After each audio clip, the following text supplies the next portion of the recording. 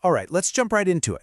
Today, we're talking about one of the biggest, most important movements in all of American history, the Great Migration. This is the story of how millions of people totally reshaped the nation. So here's the big question, right? Between 1910 and 1970, millions of Black Americans made the incredible, life-changing decision to pack up and leave the South. This wasn't just a trickle, it was a flood of people. So why? What could possibly push that many people to leave everything they'd ever known? To really wrap our heads around this, first, we have to talk about the sheer scale of it all. This was literally a nation on the move, an internal migration that redrew the map of America forever. Just look at that number, 6 million people. That's who took part in this migration over about 60 years. To put that in perspective, that's bigger than the population of a lot of countries. It was a demographic earthquake, no question about it. And you gotta understand, this didn't happen all at once. It was a long, slow-moving wave. It really kicked off around 1910, gained a ton of momentum in what's called the first wave, and kept going all the way up to about 1970. We're talking about grandfathers, fathers, and sons all making this same journey. Okay, so to get the why behind the migration, you have to look at it from two different angles. Let's start with the push, the powerful, awful things that were forcing people to get out. And the biggest push of all was escaping the nightmare of Jim Crow. You know, historians use this really simple but super helpful idea to explain this. It's all about push factors and pull factors. Push factors are all the negative things shoving you out of a place. Pull factors are all the positive things attracting you to a new one. It's the perfect way to understand such a massive, complicated decision. And the number one push factor, without a doubt, was Jim Crow. These weren't just bad habits or social norms.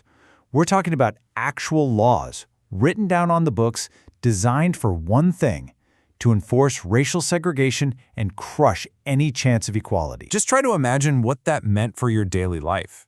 It meant leaving to escape constant systemic discrimination. It meant fleeing the real and constant threat of violence and terror. And at its core, it meant getting out of a system that gave you basically zero opportunity, zero chance for a better life. So that's the push, the horrible stuff people were running from.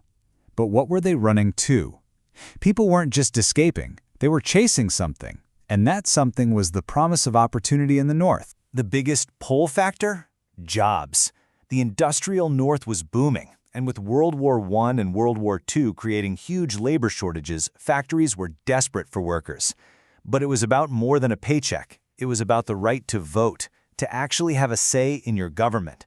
And maybe the biggest pull of all was just the hope that your kids could have a future that was impossible back home. So when you have millions of people on the move, it doesn't just change their lives. It completely reshapes the country. The arrival of so many new people created these incredibly vibrant, dynamic new cities across America. As soon as they arrived in the North, these migrants became the backbone of the industrial economy.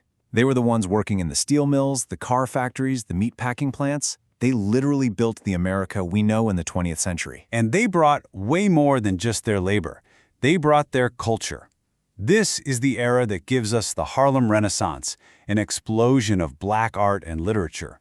It's when jazz and the blues, music born in the South, traveled north and became the soundtrack for these new city lives. It was amazing. And with new communities came new power. Here's a game changer. In the North, Black Americans could vote. As their communities grew, they became a serious political force, a voting bloc that politicians had to listen to, giving them a voice they had always been denied in the South. Now, migrants went all over, but cities like Chicago, Detroit, and New York became these absolute magnets. Their entire identity, their neighborhoods, their music, their politics, was transformed.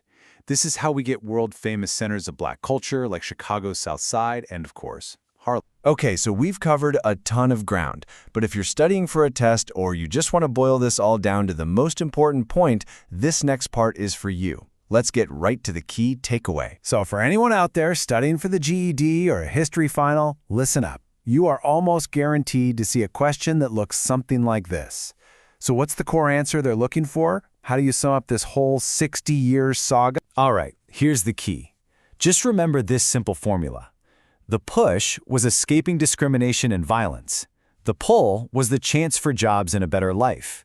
So push, discrimination, plus pull, job opportunity. If you remember that, you've got the heart of it. Okay, now I want to hear from you.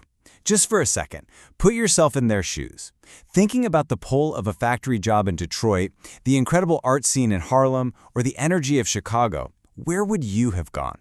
Drop your city in the comments below. I'm really curious to see what you think. At the end of the day, the Great Migration wasn't just about people moving. It reshaped the soul of America, its culture, its politics, its sound, its cities, in ways we are still feeling today. If you learned something new in this explainer, do me a favor and smash that like button. And make sure you subscribe. Thanks for watching.